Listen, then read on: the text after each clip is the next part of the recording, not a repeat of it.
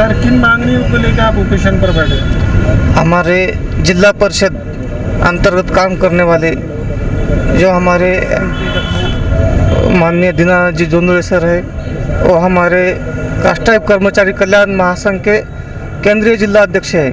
इनके ऊपर एक जो भंडारे नामक व्यक्ति जो है, जो कि खंडनी मांगने वाला व्यक्ति है, उन्होंने हमारे केंद्रीय जिला अध्यक्ष दीनानाथ जी जोंधळे सर के जो दस्तावेज है, प्रशासकीय दस्तावेज जो कि किसी को भी नहीं मिल सकते, वो दस्तावेज हस्तगत करके हमारे जो लीडर है, हमारे जो केंद्रीय अध्यक्ष है, हमें और हमारे कर्मचारियों को वो ब्लैकमेल करना चाहता है। जो भंडारे नामक व्यक्ति है, उनको जल्द से जल्द उनके ऊपर केस दर्ज हो जाए और उनमें जो भी अधिकारी शामिल है उनके ऊपर जल्द से जल्द केस दर्ज हो जाना चाहिए।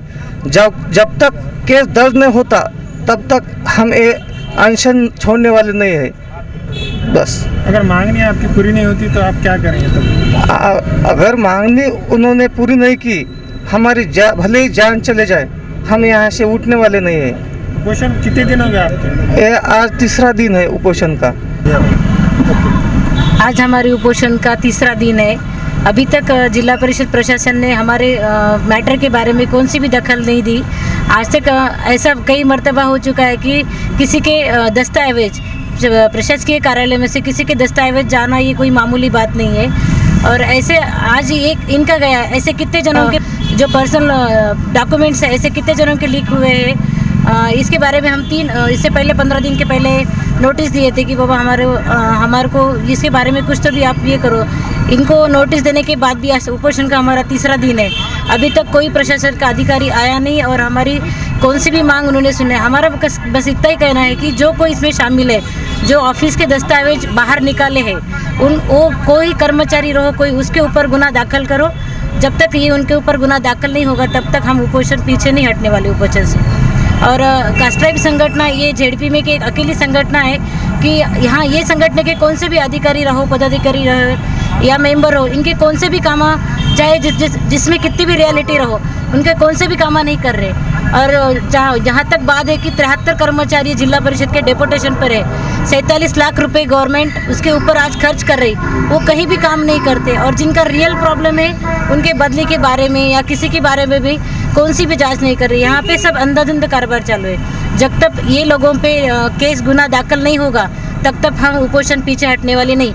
आज ये बैठे, आज शाम तक अगर नहीं हुआ, कल हम 10 या 12 पूरे लेडीज़ पूरे पेंडॉल में जिससे ज़्यादा तीव्र आंदोलन करेंगे। बस इतना कह के मैं मेरी बात। मी महाराष्ट्र राज्य कास्टाइप कर्मचारी कल्याण महासंघ जिल्हा शाखा पुणेचा केंद्रीय जिल्हाध्यक्ष दीनानाथ जोंधळे बोलतो। गेल्या 5 वर्षापासून संघटनेच्या माध्यमातून विविध मागासवर्गीय कर्मचाऱ्यांना व अन्यायग्रस्त कर्मचाऱ्यांना न्याय मिळवून देण्यासाठी संघटनेने प्रयत्न केलेला आहे। मागे कोलेवाड आणि मगरे या 2 मागासवर्गीय आरोग्य सेविकांना निलंबित केले होते। त्यांचा प्रश्नसुद्धा संघटनेने लावून धरून त्यांना न्याय मिळवून देण्याचा प्रयत्न केलेला आहे।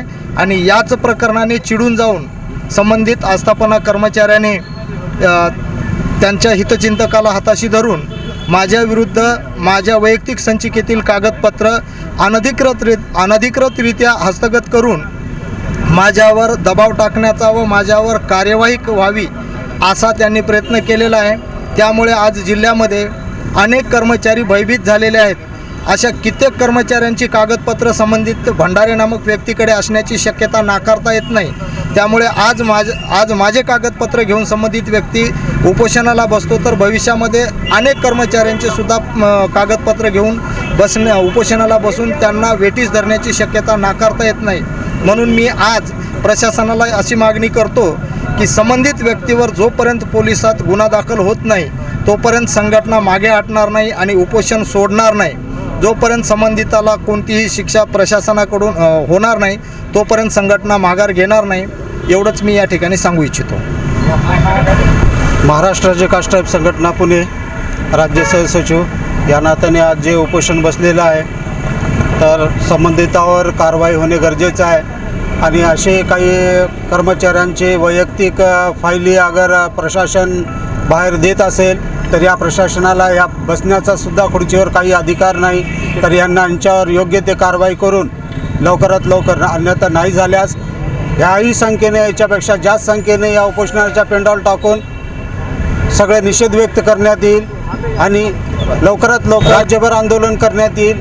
याची गांभीर्य लवकरात लवकर घेऊन यांचं उपोषण सोडून कारवाई करण्यात यावी एवढीच विनंती आहे। जय हिंद, जय महाराष्ट्र। हमारे यहाँ फर्नीचर, पलंग, सिंगारदान, सोफा सेट, अलमारी, dining table, fridge, computer table और दीगर कंपनियों के फर्नीचर दस्तियाब है। एक मरतबा तशरीफ लाकर खिदमत का मौका दे। प्रोपराइटर मौलाना शबीर साहब, deluxe furniture mall and home appliances, fruit market के सामने, माल्टेगरी रोड, कामठा, नांदेड़।